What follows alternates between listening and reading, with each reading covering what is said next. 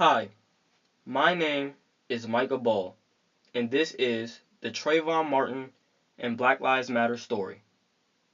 Trayvon Martin was a young 17-year-old African American that was shot on February 26, 2012, in Sanford, Florida, by George Zimmerman, a 34-year-old Hispanic Caucasian male.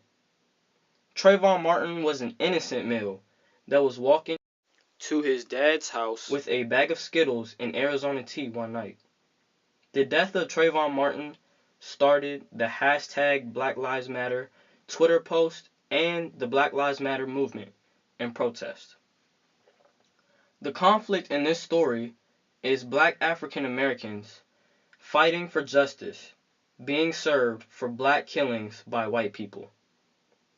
Now, before we get into this, let's rewind a little bit back into history. Let's start with 1501, the time in which slavery existed. This was the time period in which black lives never mattered. Slavery started when Portuguese, Spain, and Europe were in a race for power. This was also known as the Atlantic slave trade. Now, let's fast forward to chattel slavery, in which a slave could be bought or sold.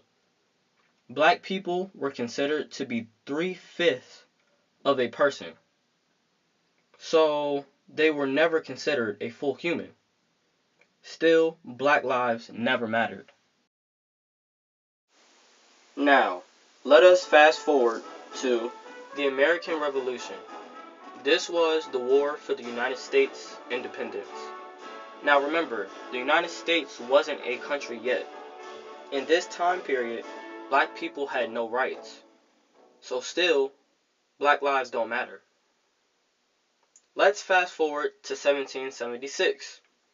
Independence Day, July 4th. Independence Day is the holiday that the United States celebrates as the adoption of the Declaration of Independence. 1852 was the time in which Frederick Douglass gave his "What to a Slave is the 4th of July" speech. Frederick Douglass wanted people to know that the United States had independence, but black people did not. Still, black lives didn't matter. We're going to fast forward a little bit more to 1857, the Dred Scott decision. If a black person went to court, they had no rights at all and could not sue a white person or any person. So still, black lives don't matter. In this timeline, we have talked a lot about conflict. Now let's talk a little bit about compromise. Let's fast forward to the Civil War in 1861. Blacks were finally free, but they were not yet equal. That will soon change when you get to 1868, the 14th Amendment. The law says that a person born in the United States is a citizen, which means now black people were finally considered as citizens. Black lives started to matter.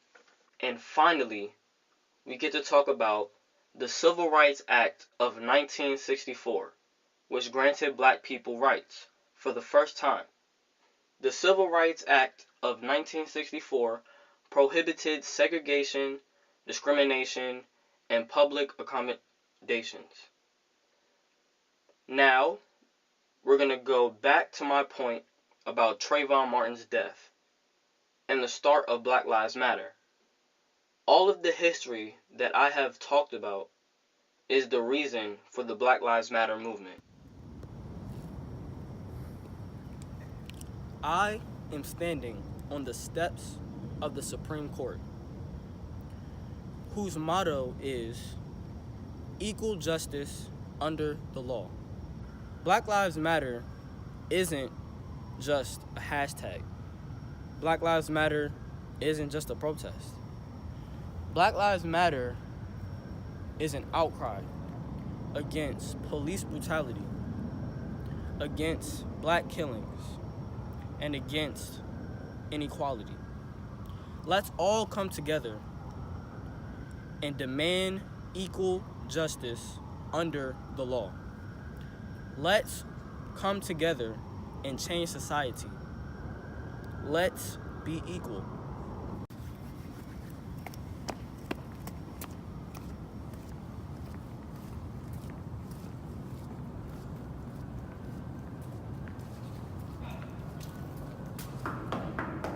Excuse me. We want justice. We want equal rights. Can we please have that in this society? Thank you. One day, when the glory comes, it will be ours. It will be ours. Oh, one day, when the war is won, we will be sure. We will be sure. Oh, glory, glory, glory. Oh, glory, glory.